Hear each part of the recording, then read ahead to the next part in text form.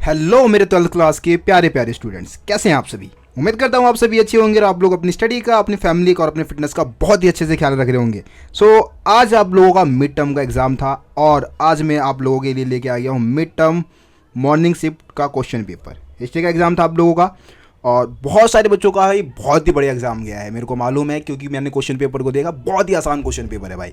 और आपको क्या करना है भाई, अपने आंसर को भी चेक करना है। इस वीडियो मतलब बहुत सारे बच्चे हैं जिनको लगता है कि भाई अपने आंसर को चेक करना चाहिए और पता करना चाहिए कि हम सही करके आए हैं या नहीं आए हैं। तो आप लोग इस वीडियो को एंड तक देखिए, सभी क्वेश्चन के आंसर को मैं आपको बताने वाला हूँ। उसके बाद आप लोग एक तो MCQ 21 MCQ आए थे, आप कितने सही करके आए हो, कितने गलत हैं, आप कमेंट में बताएंगे। और साथ ही साथ आप ये भी बताएंगे कि 80 में से आपके अराउंड कितने मार्क्स आ सकते हैं। ये दो चीज़ आप मेरे को कमेंट में बता दो। एक तो MCQ में कितने नंबर, मतलब कितने आप गलत करके आओ, कितने सही है आपके, और टोटल कितने मार्क्स आपके आने वाले हैं वो भी आप बता देना। लगभग मतलब अब तो भाई आप आंसर तो लिख के आगे हो, लेकिन आपको थोड़ा बहुत अनुमान होगा, अपने ऊपर थोड़ा कॉन्फिडेंस होगा कि हाँ भाई इतना बढ़िया लिख के आए हो कि 70 प्लस आ सकते हैं या फिर 60 प्लस आ सकते हैं या फिर 50 प्लस आ सकते हैं। तो आप कमेंट में बता देना, ठीक है। चलिए अब सीधा हम क्वेश्चन पेपर को सॉल्व करना स्टार्ट करते हैं। जैसे कि आप पहला क्वेश्चन देखेंगे। पहला क्वेश्चन है, पुरातत्वविदों को निम्न में से किस स्थल से जुते हुए खेत के साक्ष्य मिले हैं जो कि आरंभिक हड़प्पा स्थलों से संबंध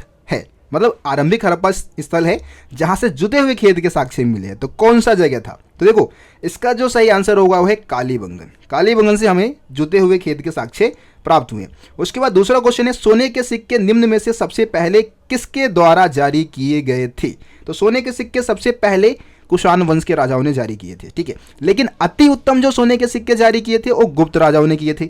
लेकिन सबसे पहले यहाँ पे हमसे क्या पूछा है? हमसे पूछा है कि सबसे पहले सोने के सिक्के किसने जारी किए? कुषाण शासक आप लगा देंगे, ठीक है।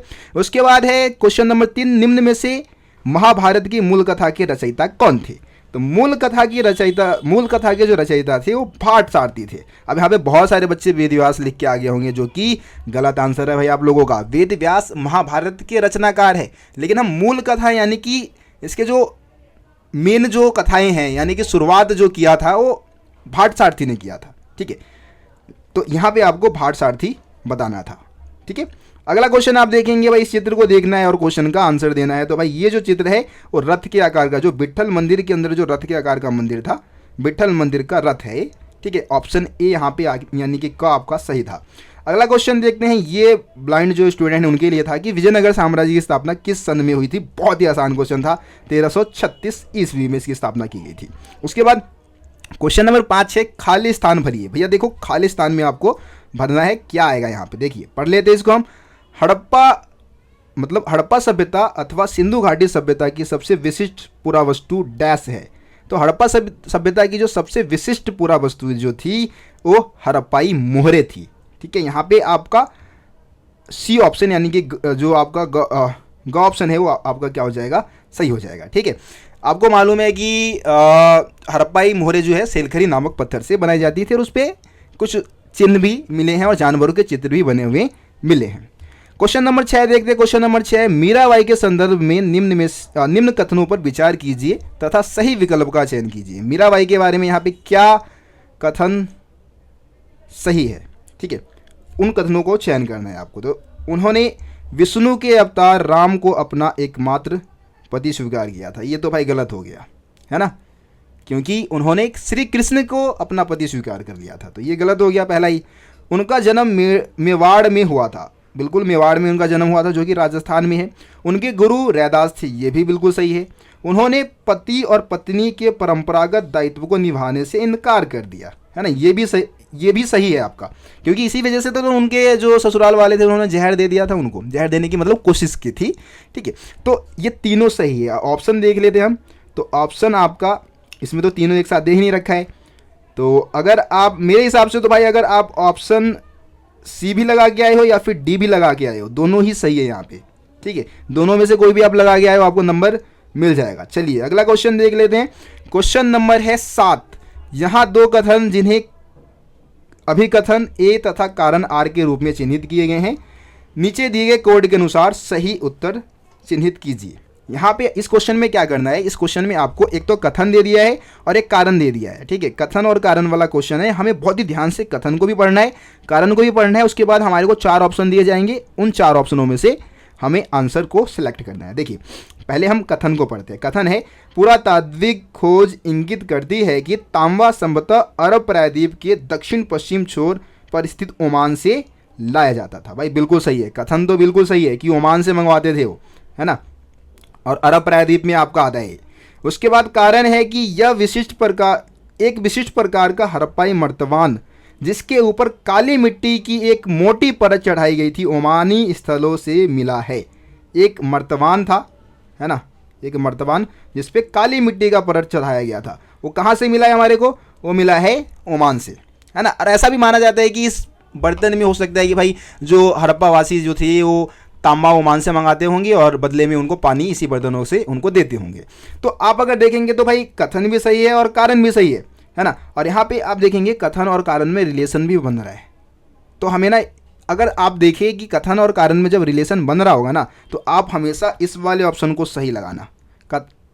ए और आर मतलब कथन और कारण दोनों सही है, और जो कारण वो कथन का सही स्पष्टीकरण करता है, सही व्याख्या करता है, इस ऑप्शन को आप लेके चलना। और ज़्यादातर क्वेश्चन में यही ऑप्शन सही होता है। पहले आप चेक करो कि कथन और कारण दोनों सही है कि नहीं है ना। उसके बाद दोनों में रिलेशन बनाओ और उसके बाद ये वाला ऑप्शन आप लगा दो। तो यहाँ पे ऑप्शन ए आपका क्या हो जाएगा? सही हो जाएगा। अगला क्वेश्चन देखते हैं। दिए गए सूचना के आधार पर सूफी कविता की रचना से संबंधित क्षेत्र को पहचानिए तथा सही विकल्प का चयन कीजिए। ठीक है, अब कविता है, सूफी कविता की रचना के आधार पर हमें क्षेत्र का चयन करना है। तो लाइन दे रखा है कि 17वीं से 18वीं शताब्दी में दक्कनी में लिखी कविताएं इस क्षेत्र में बसने वाले चिश्ती संतों द्वारा रची गई।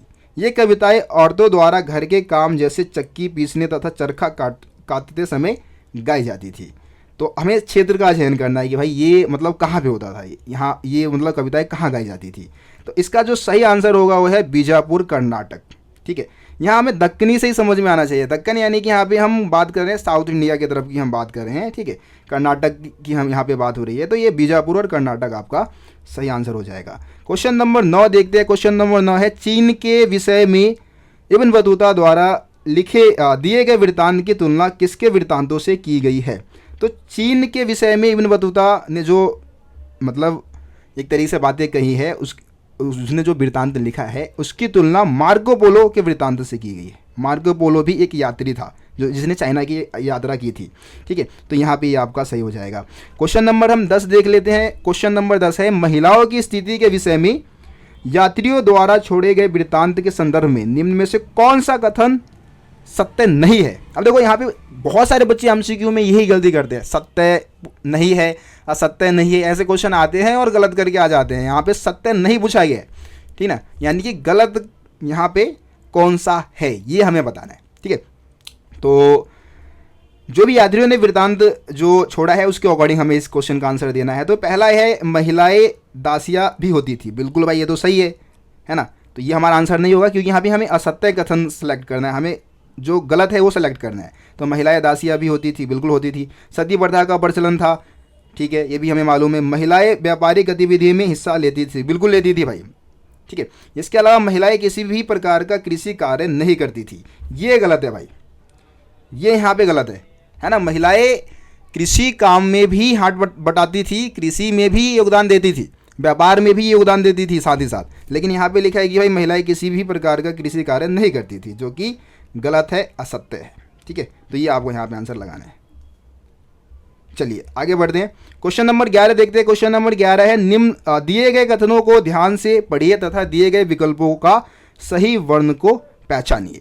ठीक है, अब यहाँ पे हमें जो विकल्प दिया गया है उसको हमें मतलब जो भी हमें कथन दिया गया है उसको पढ़ना है बहुत ही ध्यान से और उसके अकॉर्डिंग आपको आंसर देना है। तो कथन ये दिया गया है कि इनकी उत्पत्ति आदि मानव पुरुष की भुजाओं से हुई। इनका कार्य लोगों की सुरक्षा करना, युद्ध करना तथा न्याय करना आदि था। तो इसके आधार पर आपको वर्ण की पहचान करना। भाई किस वर्ण की बात हो रही है? तो बहुत ही आसान क्वेश्चन है, क्षत्रिय है ना, क्षत्रिय वर्ण की बात हो रही है। ऑप्शन बी आपका सही है। उसके बाद 12 क्वेश्चन है, अल बिरूनी का जन्म किस वर्ष किस सन में हुआ था? बहुत आसान क्वेश्चन, ऑप्शन डी लगा दो, सही है। 973 में जन्म हुआ था भाई इसका।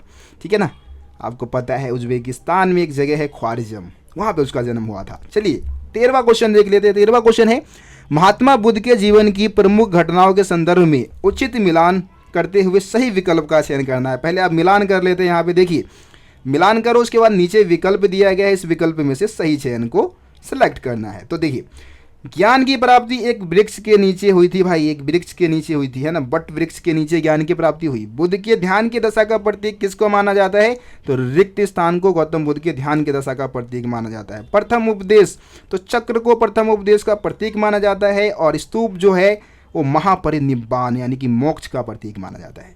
तो यहाँ पे देखिए, तो पहले नंबर के साथ हम डी मिला देंगे, पहले में आपका डी जाएगा, ठीक है, दूसरे में आपका जाएगा रिक्त स्थान वाला है सी, उसके बाद तीसरे में जाएगा बी, और चौथे में जाएगा ए। चलिए देखते हैं, पहले का डी, दूसरे का सी, तीसरे का बी, और चौथे का ए। इसके अकॉर्डिंग ऑप्शन बी आपका क्या है, खा जो है आपका सही है, ठीक है, ऑप्शन बी सही है यहाँ पे हमारा।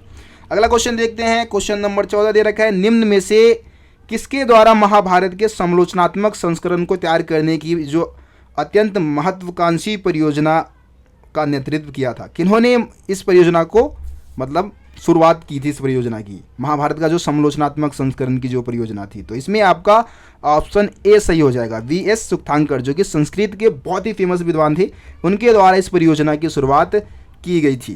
क्वेश्चन नंबर 15 देखते हैं, क्वेश्चन नंबर 15 है, सूफी संत डैश ईश्वर का नाम जाप या फिर डैश श्रवण करना यानी आध्यात्मिक संगीत की महफिल के द्वारा ईश्वर की उपासना में विश्वास रखते थे। तो यहाँ पे आपको बताना है कि भाई कौन से शब्द का जाप करते थे और किस तरीके से अपने ईश्वर की आराधना करते थे, है ना, कौन सी समा की महफिल, संगीत की महफिल के माध्यम से ईश्वर की आराधना करते थे। तो यहाँ पे मैं आपको सीधा आंसर बता देता हूँ, जियारत और कव्वाली। पहले में जियारत आ जाएगा इसमें, और इसमें आ जाएगा कव्वाली, है ना। सूफी संत जियारत या फिर कव्वाली यानी कि आध्यात्मिक संगीत की महफिल के द्वारा ईश्वर की उपासना में विश्वास रखते थे। ऑप्शन बी यहाँ पे सही हो जाएगा। अगला क्वेश्चन देखते हैं, क्वेश्चन है, निम्न में से कौन सी महिला संघ में आने वाली पहली भिक्षुणी बनी थी। तो ये है महाप्रजापति गौतमी, है, ठीक है, ऑप्शन ए आपका क्या हो जाएगा यहाँ पे सही हो जाएगा, महाप्रजापति गौतमी। उसके बाद है, धम्म के प्रचार के लिए अशोक के द्वारा किन विशेष अधिकारियों की नियुक्ति की गई। तो धम्म के प्रचार के लिए अशोक ने धम्म महामात्र नाम के विशेष अधिकारियों की नियुक्ति की थी। ऑप्शन डी आपका क्या है यहाँ पे सही है। उसके बाद 18वां क्वेश्चन देखते हैं, 18 क्वेश्चन है हमारा, दिए गए विकल्प में सही स्थान का चयन कीजिए, ठीक है। तो यहाँ पे हमारा फिल इन द ब्लैंक्स हमें भरना है। पंजाब और डैश जैसे अर्ध शुष्क जमीन वाले क्षेत्रों में लोहे के फाल वाले हलों का प्रयोग 20वीं सदी में शुरू हुआ। तो इसमें जो आपका आंसर आएगा वो पंजाब और राजस्थान, ठीक है, बी ऑप्शन सही है। पंजाब और राजस्थान जैसे अर्ध शुष्क जमीनों पर जो लोहे के फाल वाले जो हल है उसका 20वीं सदी में शुरुआत उसकी हुई थी। 19वां क्वेश्चन देख लेते हैं। 19वां क्वेश्चन है, इन्होंने सांची को वृक्ष एवं सर्प पूजा का केंद्र माना, ठीक है। उस व्यक्ति का नाम आपको यहाँ पे एक व्यक्ति की पहचान करनी है। तो वे बौद्ध साहित्य से अनभिज्ञ थे तथा उन्होंने केवल उत्कीर्ण मूर्तियों का अध्ययन करके अपने निष्कर्ष निकाले थे, ठीक है। तो देखो यहाँ पे इस एक ऐसे व्यक्ति थे जिन्होंने ये बताया था कि सांची के आसपास ना वृक्ष और सर्प की पूजा भी होती थी। तो ये बात कही थी जेम्स फर्गुसन ने, ठीक है। ऑप्शन ए आपका क्या है यहाँ पे सही है। 20वां क्वेश्चन है, वैष्णववाद परंपरा के अंतर्गत ईश्वर के कितने अवतारों की कल्पना की गई है। तो ईश्वर के 10 अवतारों की कल्पना की गई है, जिसमें से आपको पता है कि 9 वैष्णववादी परंपरा में ऐसा माना जाता है कि विष्णुदेव पापियों के सर्वनाश के लिए, जब पापियों का पाप इस दुनिया में बढ़ जाता है तो उसके सर्वनाश के लिए इस दुनिया में आते हैं और पापियों का सर्वनाश कर देते हैं। 10 अवतार का वर्णन किया गया है, 9 अवतार ले चुके हैं, 10वां अवतार लेना बाकी रह गया है, यानी कि कल की जो अवतार है वो रह गया, यानी कि टोटल 10 अवतार का वर्णन किया गया है। उसके बाद है 1951 से 52 में पुरातत्ववेत्ता वीबी लाल के द्वारा किस गांव में उत्खनन कार्य किया गया था। बहुत आसान क्वेश्चन भाई, हस्तिनापुर में। कहाँ किया गया, हस्तिनापुर में, ठीक है। ये आपका 21वां क्वेश्चन हो गया जो कि एमसीक्यू आधारित थे। आप लोग 21 में से कितने एमसीक्यू सही करके आए फटाफट भाई कमेंट में बता दो। और इसके अलावा वीडियो को लाइक नहीं किया है तो भाई लाइक वाले बटन पे भी ठोक दो, ताकि इस वीडियो को यूट्यूब ज़्यादा से ज़्यादा स्टूडेंट्स तक पहुंचा सके।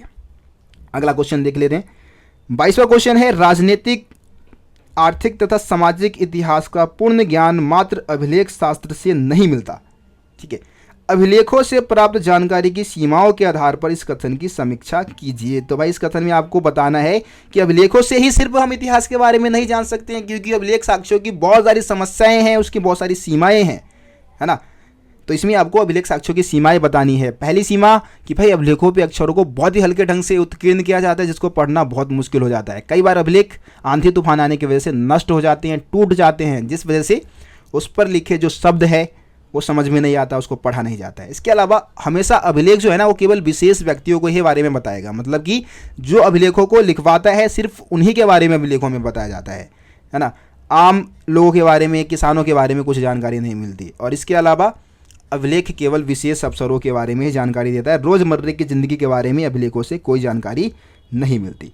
उसके बाद अथवा में एक और क्वेश्चन दे रखा था कि भाई 600 ईसा पूर्व से 600 ईस्वी के काल में कृषि के तौर तरीके किस हद तक परिवर्तित हुए, मतलब खेती करने के तौर तरीके किस हद तक बदल गए थे। तो इस समय काल में क्या हुआ कि लोहे के नुकीले फाल वाले जो हल है उसका इस्तेमाल होने लग गया था। उससे पहले लकड़ी के बने हुए हलों का इस्तेमाल होता था, जिससे कि भाई ज़मीन को ज़्यादा गहराई से नहीं जोता जा सकता था। लेकिन अब लोहे के जो फाल वाले जो हल है उसका इस्तेमाल करके हम खेतों को पूरे गहराई के साथ क्या कर सकते थे, है ना, जोत सकते थे। अब इससे क्या हुआ कि भाई खेती करने में बहुत आसानी हुई, उपज भी बढ़ी। इसके अलावा कुदाल का प्रयोग शुरू हो गया, है ना। कुदाल आप समझते होंगे, फावड़ा टाइप होता है कुदाल, तो कुदाल का इस्तेमाल भी शुरू हुआ, खास करके पहाड़ी इलाकों पे, क्योंकि वहाँ पे हलों का इस्तेमाल नहीं हो सकता था, क्योंकि वहाँ की भूमि समतल नहीं होती थी। इसके अलावा इसी समय भाई सिंचाई के साधनों का निर्माण हुआ, ये भी आप पॉइंट बताएंगे इसमें, है ना। सिंचाई के अनेक साधनों का निर्माण किया गया था और इससे भी खेती करने में आसानी हुई। कुएँ, नहर, तालाब, इनका निर्माण किया गया था। ये पॉइंट्स आप इसमें लिख देंगे। अगला क्वेश्चन है 23वां क्वेश्चन है, बुद्ध ने सम्यक जीवन यापन को महत्व दिया। सम्यक यानी कि सिंपल, साधारण जीवन यापन को महत्व दिया। महात्मा बुद्ध की शिक्षाओं के संदर्भ में कथन की व्याख्या कीजिए। तो इसमें आपको गौतम बुद्ध की शिक्षाएं बता देनी है भाई। जैसे कि गौतम बुद्ध के अनुसार इस समाज का निर्माण इंसानों ने किया है, ना कि भगवान ने, है ना। इसलिए राजाओं को, गृहपतियों को, जमींदारों को दयावान होने की सलाह दी, है ना। इसके अलावा उन्होंने बोला कि भाई विश्व नित्य है, यह लगातार बदलता रहता है, यहाँ पे कुछ भी स्थायी नहीं है, कुछ भी परमानेंट नहीं है। आज जो चीज़ें आपके साथ है, जो व्यक्ति आपके साथ है, कल नहीं होगा वो। जो वस्तु आपके पास है वो कल नहीं होगा, है ना। कुछ भी यहाँ पे परमानेंट नहीं है। इसके अलावा गौतम बुद्ध बताते हैं कि भाई जो मनुष्य है वो मतलब मध्यम मार्ग को अपना के दुखों से मुक्ति पा सकता है, क्योंकि मनुष्य का जो जीवन है वो हमेशा दुखों से घिरा होता है, लेकिन वो मध्यम मार्ग को अपनाकर दुखों से मुक्ति पा सकता है। इसके अलावा जातिगत भेदभाव का उन्होंने विरोध किया था। पशु बलि की जो परंपराएं है, ब्राह्मणों का जो समाज में वर्चस्व था उसका विरोध किया था। तो ये सारे पॉइंट्स आप उनकी शिक्षा में लिखेंगे। 3 नंबर का था, 4, 5 पॉइंट, 6 पॉइंट भी आप लिख के आए होंगे तो नंबर आपको पूरे मिलेंगे।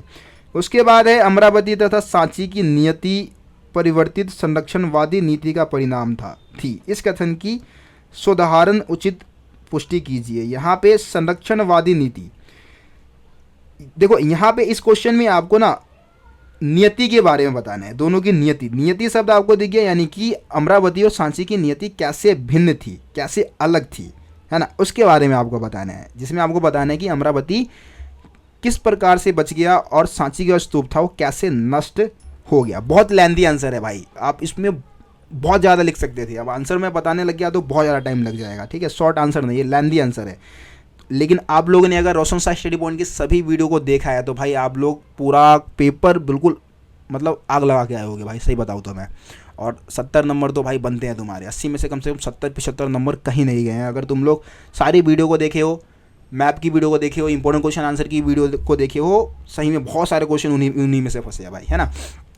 चलिए अगला क्वेश्चन देखते हैं। क्वेश्चन नंबर 25 है, चर्चा कीजिए कि भारतीय प्रथाओं तथा संस्कृति को समझने में अल-बिरूनी को किन अवरोधों का सामना करना पड़ा। जब अल-बिरूनी भारत आया तो भारत को समझने में, भारतीय प्रथाओं को, भारतीय संस्कृति को समझने में उसको किन समस्याओं का सामना करना पड़ा। तो सबसे पहली समस्या तो भाई भाषा की थी, है ना। वो जो था वो अरबी भाषा का ज्यादा था। भारत में ज़्यादातर ग्रंथ लिखे गए थे वो संस्कृत भाषा में लिखे गए थे, जिसको समझना उसके लिए बहुत ही मुश्किल था। दूसरा भाई भारत में अलग अलग धर्म, अलग अलग जाति, अलग अलग वर्ग के लोग रहते थे, उनको समझना भी मुश्किल था। तीसरा था अभिमान, है ना। भारत के लोग अभिमानी थे, मतलब बताते नहीं थे जल्दी पूछने पे। तो ये 3 पॉइंट्स आपको इसमें लिखने थे। उसके बाद 26वां क्वेश्चन है, उदाहरण सहित इस कथन की समीक्षा कीजिए कि समूचे उपमहाद्वीप में अनेक धार्मिक विचारधाराएं और पद्धति महान सांस्कृतिक पौराणिक परिपाटी तथा लघु परंपरा के बीच हुए अवितरण संवाद का परिणाम था। तो एनसीईआरटी का लाइन भाई चेप दिया इन्होंने और क्वेश्चन बना दिया। इसमें आपको ना महान परंपरा और लघु परंपरा के बारे में बताना है। जैसे कि आप लोगों ने अगर चैप्टर की वीडियो को देखा है तो उसमें मैंने आपको बताया था कि होता क्या है कि एक रॉबर्ट रेडफील्ड नाम के एक समाजशास्त्री थे।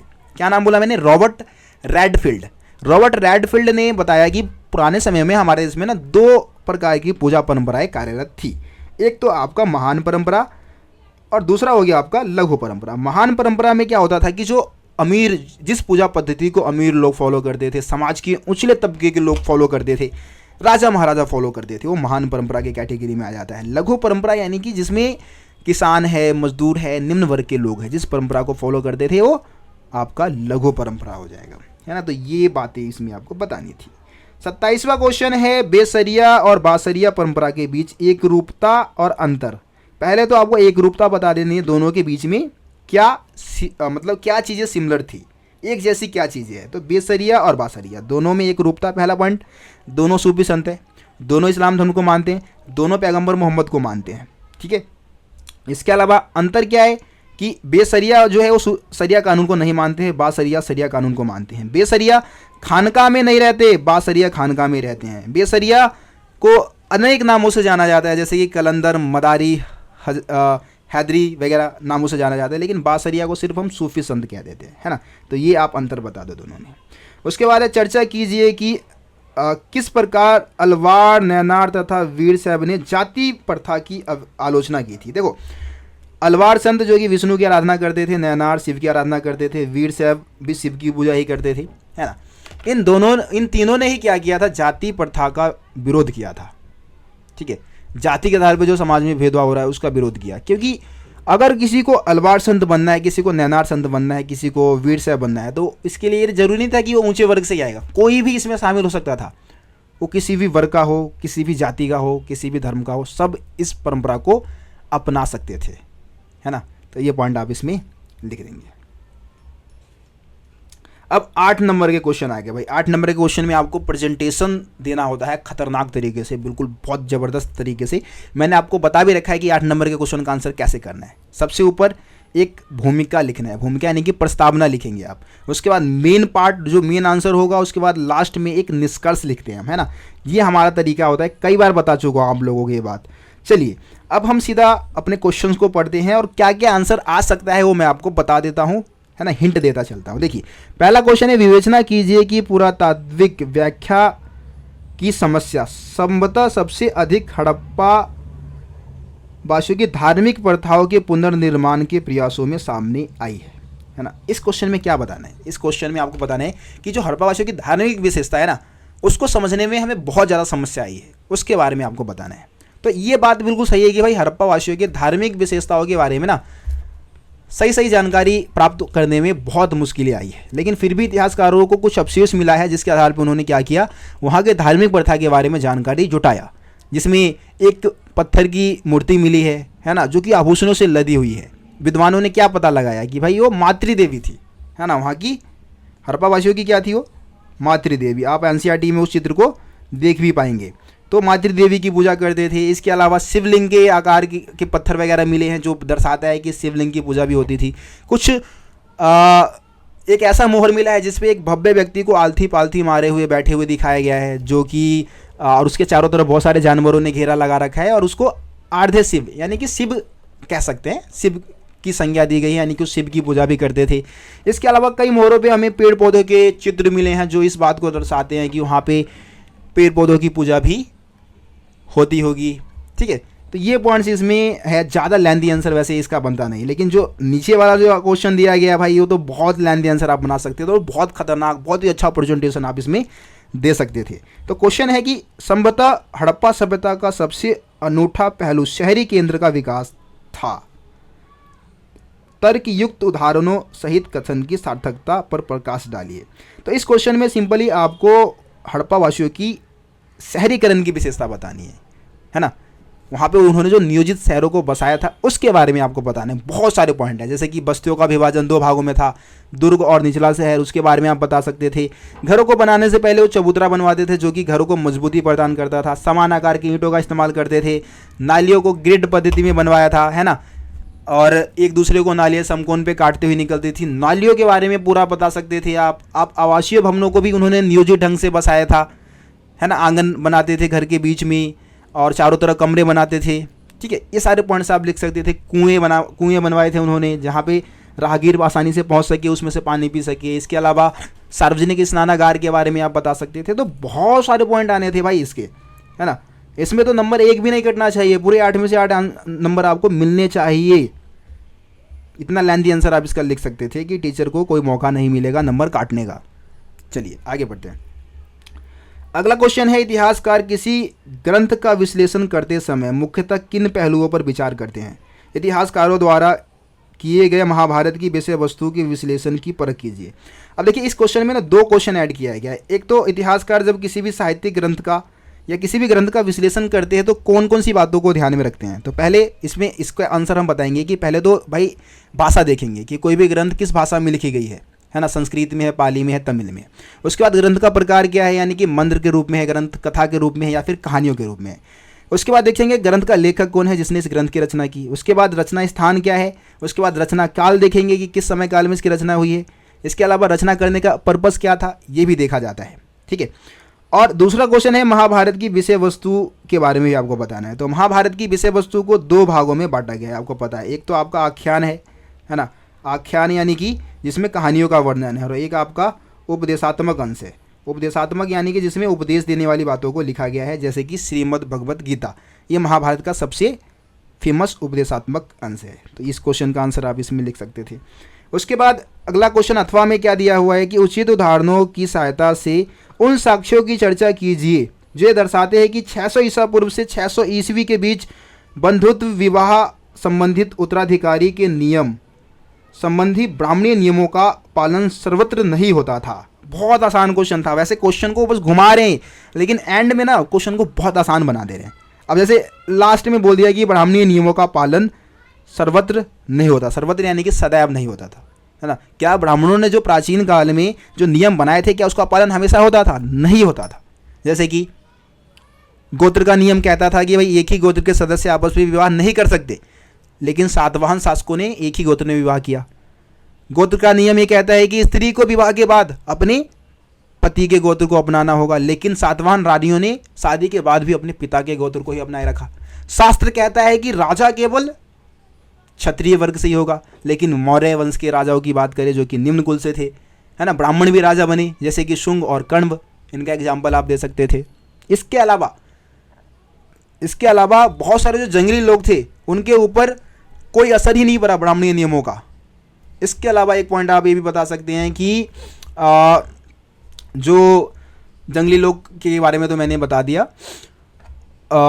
जो पितृवांशिकता व्यवस्था है, पितृवांशिकता व्यवस्था का को भी हमेशा फॉलो नहीं किया जाता था। जैसे कि अगर किसी राजा का सगा पुत्र नहीं है तो वो अपने चचेरे भाई, अपने मौसेरे भाई या किसी अपने सगे संबंधी को ही सिंहासन पे बैठा देता था। ठीक है, हमेशा शास्त्रों में लिखा गया है कि ब्राह्मणों की स्थिति बहुत अच्छी होती थी, लेकिन सुदामा जैसे गरीब ब्राह्मण भी मिले हैं। चांडालों की बात आप इसमें कर सकते थे कि बहुत सारे चांडालों ने निम्न स्तर का जीवन जीने से मना कर दिया था। तो ये क्वेश्चन का आंसर आप बता सकते थे इसमें। उसके बाद है कृष्णदेव राय के शासन की चारित्रिक विशेषता विस्तार तथा सुदृढ़ीकरण है, कथन का वर्णन कीजिए। ये भी बहुत आसान क्वेश्चन था, लेकिन इसका आंसर वैसे कम था लेकिन बहुत ही आसान है। और इसको भी आप लेंथी बना सकते थे, जैसे कि थोड़ा सा आप इसमें विजयनगर साम्राज्य के बारे में लिख सकते थे। उसके बाद कृष्णदेव राय किस वंश से था वो बता सकते थे कि वो तुलु वंश से थे। और उन्होंने क्या किया था, विजयनगर के विस्तार में और विजयनगर साम्राज्य को मजबूत बनाने में काफ़ी ज़्यादा योगदान दिया था। जैसे कि उन्होंने कृष्णा और तुंगभद्रा नदी के क्षेत्र को हासिल किया 1512 में, है ना। इसके अलावा 1514 में बीजापुर के जो सुल्तान थे उनको हराया, उड़ीसा के शासकों को हराया। 1520 में बीजापुर के जो सुल्तान थे उनको पराजित कर दिया। इसके अलावा अनेक मंदिरों का निर्माण करवाया विजयनगर में, उसमें गोपुरमों को जुड़वाया। अपने माँ के नाम पे एक उपनगर भी बसाया जिसका नाम था नगलपुरम। तो ये सारे पॉइंट्स आप इसमें लिख सकते थे। उसके बाद इसमें एक और क्वेश्चन है अथवा में कि राय तथा नायक कौन थे। राय यानी कि विजयनगर के राजा, नायक यानी कि सेना प्रमुख होते थे जो कि किलों पर नियंत्रण रखते थे, तेलुगु और कन्नड़ भाषा बोलते थे और उपजाऊ भूमि की तलाश में ये भ्रमणशील रहते थे। ये नायक हो गया। ये क्वेश्चन तो भाई इसमें वैसे देखा जाए तो 3 क्वेश्चन है, ठीक है ना। राय के बारे में बताना है, नायक के बारे में और अमर नायक के बारे में ही बताना है। तो अमर नायक प्रणाली विजयनगर साम्राज्य की एक राजनीतिक खोज थी। उचित तथा तर्कपूर्ण ढंग से कथन की व्याख्या कीजिए। अब इसमें अमर नायक के बारे में भी बताना है आपको कि भाई अमर नायक प्रणाली विजयनगर साम्राज्य की एक प्रमुख राजनीतिक खोज थी और यह जो प्रणाली थी वो दिल्ली सल्तनत की एकता प्रणाली से ली गई थी। कहाँ से ली गई थी? एकता प्रणाली से, है ना। अमर नायक सैनिक कमांडर होते थे जिनको राय द्वारा प्रशासन चलाने के लिए राज्य क्षेत्र मिल जाता था। इसके अलावा ये क्या करते थे? किसानों से, शिल्पकारों से कर, भेंट वगैरह वसूलते थे। कर का कुछ भाग अपने पास रख लेते थे और बाकी मंदिरों का निर्माण करवाने में, कुओं का निर्माण करवाने में खर्च कर देते थे। युद्ध के समय विजयनगर के राजा को ये सैन्य सेवा भी प्रदान करते थे। वर्ष में राजा को भेंट भेजते थे और उपहारों के साथ कभी कभी राजकीय दरबारों में खुद भी उपस्थित ये हुआ करते थे। राजा इन पर नियंत्रण रखने के लिए अमर नायकों का एक जगह से दूसरे जगह पे स्थानांतरित करता रहता था। ठीक है, तो ये 30वें क्वेश्चन का आंसर हो गया। अब 31 क्वेश्चन है जो कि पैराग्राफ आधारित है। फिर भी मैं बता देता हूँ, वैसे तो आसानी है, मतलब पैराग्राफ को पढ़ना है और उसके बाद दिए गए क्वेश्चन का आंसर देना है। तो देखो पहला क्वेश्चन पैराग्राफ को आप खुद पढ़े, मैं सीधा आंसर बता देता हूँ। ठीक है, पैराग्राफ का जो पहला क्वेश्चन है, देवना प्रियदर्शी का क्या अर्थ है? देवना प्रियदर्शी का मतलब, देखो देवना प्रिय का मतलब तो भाई जो देवताओं का प्रिय होता है, और प्रियदर्शी का मतलब होता है सुंदर मुख वाला व्यक्ति, है ना। 2 शब्द है वैसे इसमें, देवना प्रियदर्शी, या सिंपल आप इसमें प्रियदर्शी का मतलब बताएंगे तो सुंदर मुख वाला व्यक्ति इसका मतलब होता है। उसके बाद है उपयुक्त स्रोत में किस शासक का वर्णन किया गया है? तो राजा अशोक, सम्राट अशोक का वर्णन किया गया है। उसके बाद क्वेश्चन है एक प्रतिवेदक का राजा के प्रति क्या कर्तव्य होता है? तो यहाँ पे आप एक प्रतिवेदक का राजा के प्रति क्या कर्तव्य होता है, यहाँ से आप आंसर लिख सकते थे। 2-3 लाइन आप इसके बारे में बता सकते थे। इस क्वेश्चन का आंसर आपको इस पैराग्राफ में ही मिल जाना था, है ना। समाचार, वैसे समाचार भेजना मेन काम होता है। चलिए आप कर लेंगे, इसमें वैसे नंबर कटना नहीं चाहिए, आपको पूरे नंबर आने चाहिए। अगला क्वेश्चन है 32वें क्वेश्चन में पहला क्वेश्चन है बर्नियर मूल रूप से कहाँ का निवासी था? तो भाई फ्रांस का निवासी था। बहुत ही आसान क्वेश्चन। बर्नियर मुगल काल को किस रूप में देखता है? तो मुगल साम्राज्य को उसने भिखारी और क्रूर लोगों का, मतलब मुगल राजाओं को भिखारी और क्रूर लोगों का राजा बताया। ये पॉइंट्स आप लिख सकते थे। वो बताता है कि मुगल काल में ना कोई मध्यम वर्ग की स्थिति ही नहीं है, मध्यम वर्ग की स्थिति के लोग ही नहीं है ना। नगरों को गंदी हवा से दूषित बताया। ये सारे पॉइंट्स आप इसमें लिख सकते थे, आंसर खुद बताएंगे। बर्नियर यूरोप को क्या चेतावनी दे रहा है? तो भाई इस क्वेश्चन का आंसर आपको इस पैराग्राफ में ही मिलना था। ये पूरी जो बातें बता रहे हैं ना वो चेतावनी दे रहा है। देखो क्या है, ऊपर हेडिंग आप पढ़ेंगे, क्या है? बर्नियर चेतावनी देता है कि यदि यूरोपीय शासकों ने मुगल ढांचे का अनुसरण किया तो उनकी हालत ऐसी हो जाएगी। ये पूरा जो पैराग्राफ है ना, इसमें से थोड़ा थोड़ा आंसर आपको पॉइंट्स बना के इसमें से ही आपको लिख देना था और आपको पूरे 2 नंबर मिल जाते। नंबर नहीं कटते भाई, इतना मैं बता रहा हूँ। इसमें से पॉइंट्स आपको बना के लिख देना था इसका आंसर। चलिए अब अगला पैराग्राफ देख लेते हैं। तो इसमें तो ज़्यादातर क्वेश्चन का आंसर भाई आपको इसी पैराग्राफ में मिल गया होगा। तो इसमें पहला क्वेश्चन है सूफीवाद किस भाषा का शब्द है तथा इस्लामी ग्रंथों में सूफीवाद के लिए किस शब्द का प्रयोग किया गया है? तो सूफीवाद जो है वो अंग्रेजी भाषा का शब्द है, ऊपर लिखा भी है अंग्रेजी भाषा का शब्द है, और इस्लामी ग्रंथों में इसके लिए तसव्वुफा शब्द का इस्तेमाल किया गया है। सूफीवाद शब्द का व्युत्पत्ति परक अर्थ बताइए। तो इसमें आप बता सकते हैं, इसमें इसका आंसर वैसे देख लेता हूँ मैं, इसमें दे रखा है कि नहीं दे रखा। हाँ, व्युत्पत्ति सफ़ा से मानते हैं जिसका अर्थ होता है साफ, है ना। एक तो सफ़ा के बारे में बता सकते थे जिसका अर्थ होता है साफ, और एक आप सूफ भी बता सकते थे, सूफ जिसका अर्थ होता है ऊन, है ना, ऊपर ही बता रखा है। कुछ विद्वान मानते हैं कि ये सूफ से बना है जिसका अर्थ होता है ऊन, और कुछ मानते हैं कि सफ़ा से बना है जिसका अर्थ होता है साफ। ये 2 बातें आप इसमें लिख सकते थे दूसरे वाले में, ठीक है। उसके बाद इसमें तीसरा जो क्वेश्चन है वो है किन्हीं 2 सूफी संतों का नाम बताइए। बहुत ही आसान क्वेश्चन था। 2 सूफी संत, शेख मोइनुद्दीन चिश्ती का नाम लिख सकते थे, ख्वाजा मोइनुद्दीन चिश्ती भी इनको हम बोलते हैं, या फिर दूसरा नाम आप शेख निजामुद्दीन औलिया लिख सकते थे। इसके अलावा ख्वाजा कुतुबुद्दीन बख्तियार काके का नाम लिख सकते थे, ठीक है। ये आप सूफी संतों के नाम में लिख सकते थे। अब मैप आधारित क्वेश्चन आ गया भाई। 34वां क्वेश्चन है भारत के दिए गए रेखा मानचित्र में निम्नलिखित उपयुक्त चिन्हों से दिखाए गए हैं उनके नाम भी लिखने हैं, है ना। तो ये लोकेशन आपको दर्शाने, जैसे कि तंजावुर की हम बात कर ले, तंजावुर आपका तमिलनाडु में नीचे आ जाना था। तंजावुर का लोकेशन आप कहाँ दिखाते, तंजावुर का लोकेशन आप इस जगह दिखा देते, ठीक है। ये तंजावुर का लोकेशन हो गया हमारा। सारे मैप करवा देता हूँ, आपको बता देता हूँ, टेंशन लेने की ज़रूरत नहीं है। मगध, मगध आपको पता है भाई बिहार में आपको दिखा देना था। बिहार हमारा कहाँ है, बिहार हमारा ये रहा, ये हो गया हमारा मगध, बीच में दिखा देते मगध आप, ठीक है। उसके बाद तीसरा लोकेशन जो दे रखा है वह है नागार्जुन कोंडा, एक बौद्ध स्थल जो कि आंध्र प्रदेश में ऊपर की तरफ आप दिखा देते। ये आपका नागार्जुन कोंडा इधर की तरफ हो जाता, तो ये आपका नागार्जुन कोंडा भाई। 3 नंबर हो गए हमारे, है ना, 3 नंबर हो गए। इसके अलावा अथवा में इसमें एक और क्वेश्चन दे रखा था बौद्ध गया, एक बौद्ध स्थल जो कि बिहार में नीचे की तरफ आप दिखा सकते थे। अगर आप दिखाना चाहते तो ठीक है, नहीं भी दिखाना चाहते तो ऊपर तो हमने 3 कर ही दिया था, तो बौद्ध गया आप नीचे की तरफ इधर दिखा देते, है ना, यहाँ पे, तो हमारे को मिल जाता भाई। 3 नंबर हो गए। अब 2 लोकेशन है इसी रेखाचित्र मानचित्र में आपको हड़प्पा सभ्यता से जुड़े हुए ए और बी अंकित किए गए, उनको पहचान कर रेखा के सामने नाम लिख देना है। तो देखो ए वाला लोकेशन ये दे रखा है, यहाँ पे है हमारा लोथल, है ना, ये लोथल का लोकेशन है। और ये बी वाला जो दे रखा है वो हड़प्पा का लोकेशन है आपका, है ना, हड़प्पा। तो ये आपका हड़प्पा हो जाना था, ठीक है। तो इस तरीके से आपका ये क्वेश्चन पेपर खत्म होता है। पूरे क्वेश्चन पेपर को मैंने सॉल्व करवा दिया है। नंबर बता दो भाई अब फटाफट की, तुम्हारे हिसाब से जो तुमने किया है कितना तुम्हारा कॉन्फिडेंस क्या कहता है कि भाई कितने नंबर आ सकते हैं, आप कमेंट में मेरे को पता है। बाकी जब रिजल्ट आएगा मिड टर्म का तो भी आप एक बार बता देना कि भैया इतने नंबर आ गए मेरे, नाम के साथ अपना मार्क्स जरूर बता देना। मेरे को बहुत खुशी होगी कि भाई मैंने मेहनत किया आप लोगों के लिए और आपके मार्क्स अच्छे आए। आपने भी मेहनत किया, बस मैंने मेहनत थोड़ी नहीं किया। वीडियोस आपने देखा, उसके नोट्स बनाया, आपने पढ़ा, आपने रात रात को जग के पढ़ा, उसके बाद आपका एग्ज़ाम बढ़िया गया, अच्छे मार्क्स आए हैं, तो उसमें आपका खासा योगदान है। मतलब 70% भाई आपका योगदान है, 30% मैं अपना योगदान मान सकता हूँ, 70% आपकी मेहनत होती है, ठीक है। किसी भी स्टूडेंट के ग्रोथ में लगभग 70 से 80% उसकी खुद की मेहनत होती है। बाकी हम टीचर्स आपको क्या करते हैं, हिंट देते हैं, आपको तरीका बता देते हैं, आपको रास्ता बता देते हैं, उस रास्ते पे आपको चलना खुद ही होता है ना। तो इस वीडियो को यहीं पे ख़त्म करते हैं। वीडियो को लाइक शेयर जरूर कर देना। मिलते फिर आप लोगों से अगली वीडियो में, तब तक के लिए जय हिंद, जय भारत। आप सभी अपना ख्याल रखें।